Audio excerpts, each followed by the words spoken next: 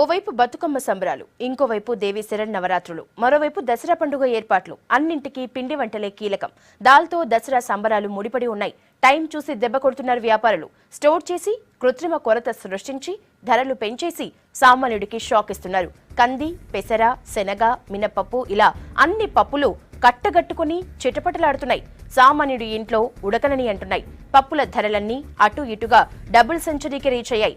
అగ్నికి ఆజ్యం పోసినట్లు పప్పు ధరలకు ఆయిల్ రేట్ల తోడయ్యాయి. వీటికి తోడు నూనెల ధరలు సలసలా కాగుతున్నాయి. గతేడాదితో పోలిస్తే పప్పులు, నూనెల ధరలు 100 నుంచి 150% వరకు పెరిగాయి.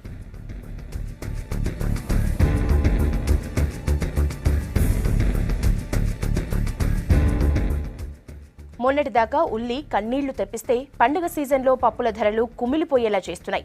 దసరా జరుపుకోవాలంటే నెల బడ్జెట్ సరిపోని పరిస్థితి సామాన్యులది. కిలో కందిపప్పు కాస్త అటు ఇటుగా 180కి చేరింది. గతేడాది దసరా టైంలో కందిపప్పు ధర 74 రూపాయలు మాత్రమే. ఇక మినపప్పు మార్కెట్లో 180ని తాకింది.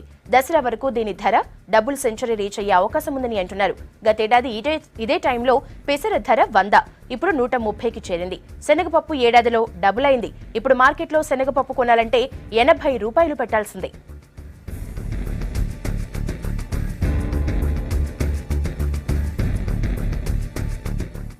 కేవలం నెల రోజుల వ్యవధిలో పప్పులు, వంట నూనెలు, చక్కెర, బెల్లం, బియ్యం ధరలు కేజీకి అటు ఇటుగా 50 రూపాయల దాకా పెరిగాయి. అన్ని రకాల నూనె ధరలకు లీటర్ ప్యాకెట్కు సెంచరీని కొట్టాయి.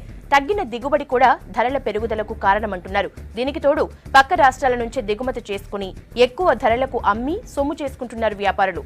సిటీలో హోల్సేల్ వ్యాపారులు సరుకు మొత్తాన్ని బ్లాక్ చేసి పండుగ టైంలో వదలాలని ప్లాన్ చేసినట్లు తెలుస్తోంది.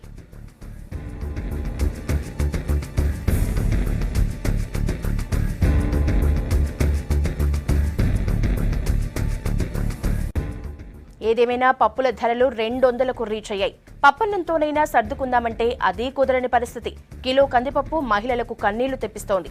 దానికి 200 పెట్టే బదులు 2 కిలోల చికెన్, 5 కేజీల ఉల్లి కొనుక్కోవచ్చని అభిప్రాయానికి వస్తున్నారు. పప్పుల జోలికి వెళ్లే బదులు నాన్ వెజ్ కు పన్నీర్, మసాలాలు జోడించి మరింత గ్రాండ్ గా చేసుకోవటం బెటర్ అని అనుకుంటున్నారు.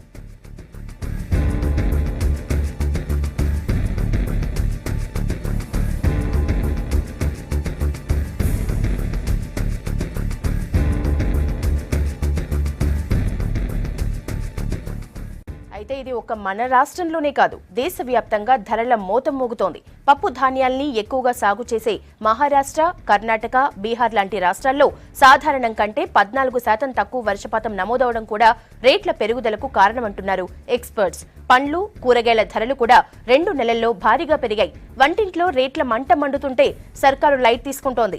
సరుకుల్ని బ్లాక్ చేసి అమ్ముతున్న వ్యాపారుల పని పట్టకుండా వాళ్లకే వత్తాసు పలుకుతోందన్న ఆరోపణలు వినిపిస్తున్నాయి.